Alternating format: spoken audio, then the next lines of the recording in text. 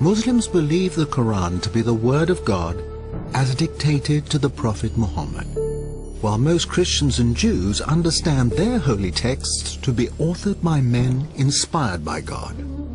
This distinction means that critical analysis of the sacred texts, which has so enlightened Christian and Jewish thinking since the 16th century, becomes an extremely sensitive issue when it's applied to the Quran.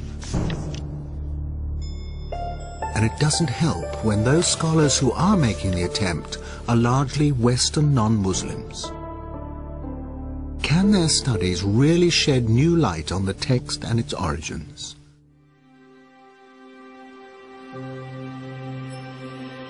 In 1972, during the restoration of the great mosque of Sana'a, capital of North Yemen, workers discovered a mash of old parchments in the loft between the inner and outer roofs. The entire load was stuffed into some 20 potato sacks, where it might have remained were it not for the arrival 7 years later of Dr. Geert Puin, a German scholar and Qu'ranic expert. Puin immediately grasped the significance of the find. Working with a team of local assistants, he carefully prized the layers apart and fired off thousands of photographs. 4 fragments immediately caught Puin's attention. They contained the first and last chapters of the Quran, and unlike any other Qurans in existence, they were illustrated with architectural drawings of mosques. A vital clue to their origin. Because of its drawings, because of the art historical context, you can date this Quran very precisely to the time of Al-Walid. This is the reign between 705 and 715. The oldest datable Quran in the world, created some 70 years after the death of the Prophet. From the potato sacks, Puin identified fragments from nearly 1,000 different Qurans. Comparisons between them and the standard Cairo text in use today are startling. These early texts are written in a kind of shorthand with no vowel markings or distinguishing dots, which means that individual words can have up to 30 different meanings.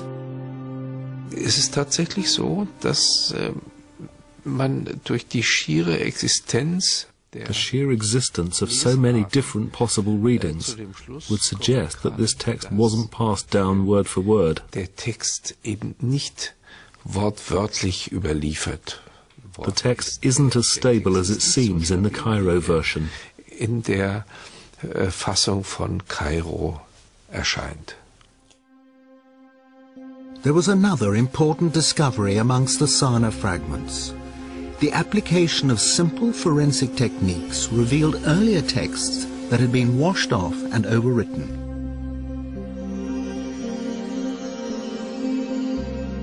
Although the hidden text revealed no contradictory meanings, words had been changed, verses and whole chapters rearranged. If his researches are correct, particularly on dating, it suggests, in fact, that the Quran was not a single product, a single entity that was fixed by 650, but actually developed much, much later, hence the overlaying of texts of written materials. None of this phases Islamic scholars, past and present. They are adamant that the integrity of the text has been preserved through a strong oral tradition, and if differences occur in earlier written versions, they say these are due to regional and colloquial variations of the same words and phrases. We accept that there is a diversity from the very beginning on very marginal things. It's not changing first the central message of the Quran, the pillars of our faith. In 2001, another German study caused such outrage that all mention of it was banned in some Islamic countries. A book appeared written by an expert in early Semitic languages. It was so controversial that the author published under a pseudonym and will only speak on condition that his identity remains concealed. So gesehen ist es unbedingt erforderlich, den Koran neu zu lesen. In order to understand it correctly, we need a fundamentally new interpretation and reading of the Quran. Dr. Marcus Gross helped to translate the book from its original German into English and is willing openly to express the author's views. Es wurde schon gesagt, 20%, ich würde sagen 25%. About a quarter or a fifth of the Quran contains unintelligible words or words which don't make real sense. That number can be vastly reduced with a knowledge of Syriac to, let's say, 5%.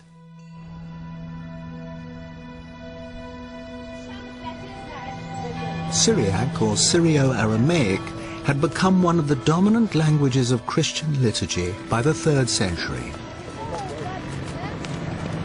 Christ spoke Aramaic, and it can still be heard in remote Christian communities like this town of Malula in Syria.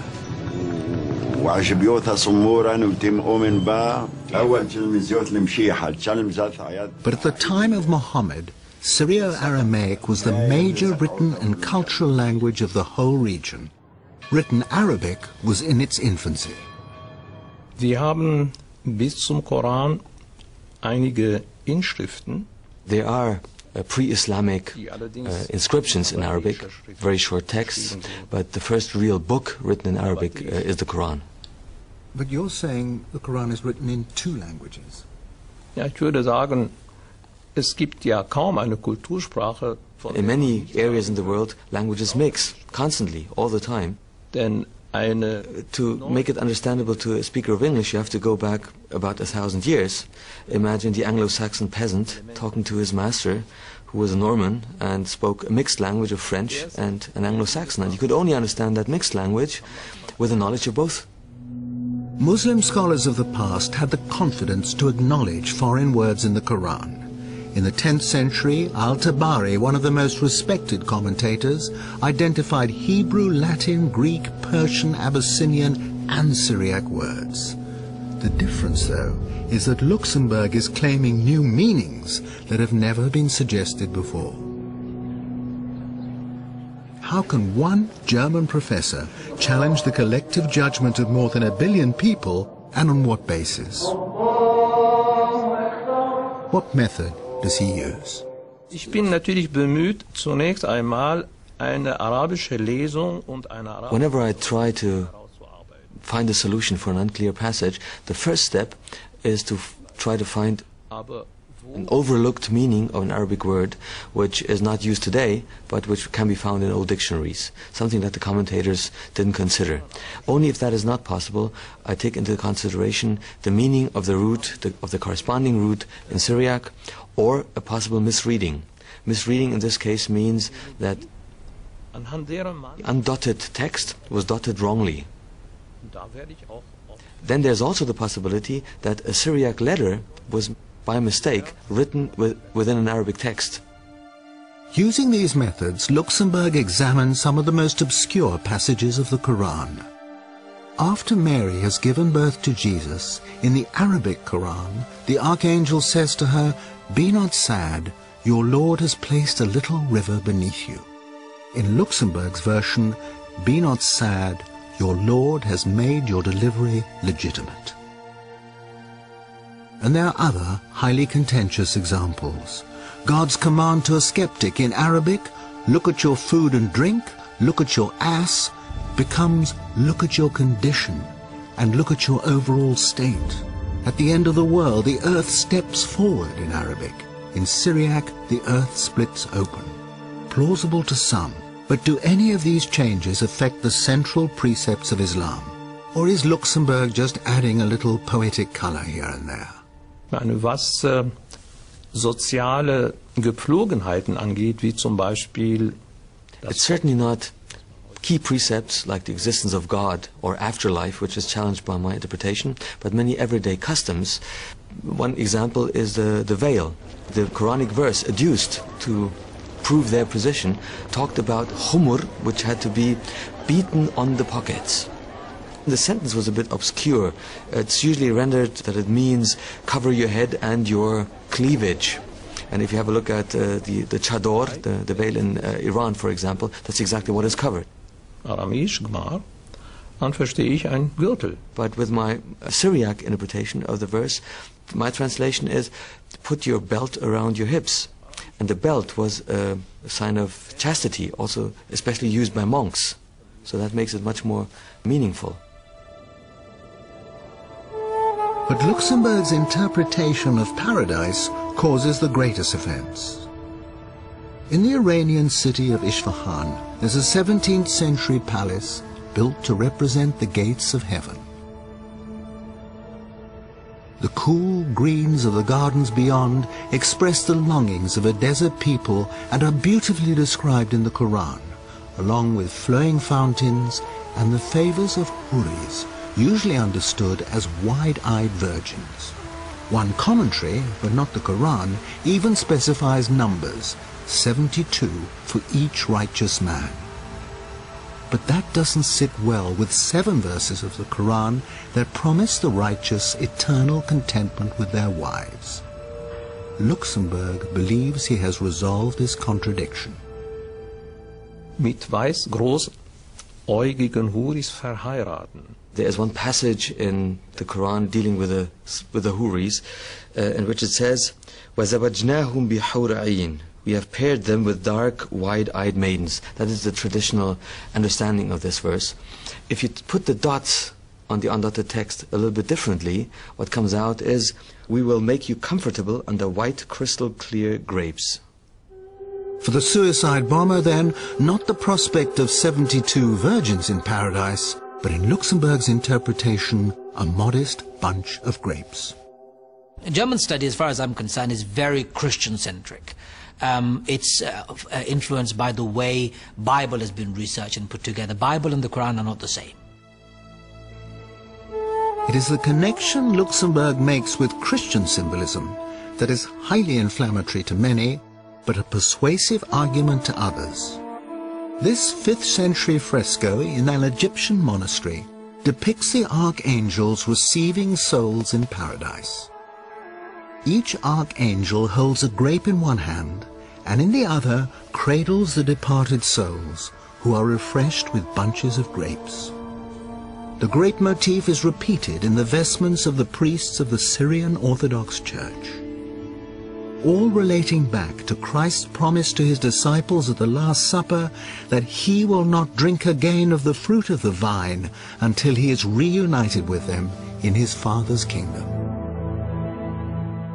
If foreign words were in the Arabic dictionary at the time of the Prophet, surely they had evolved into an Arabic meaning.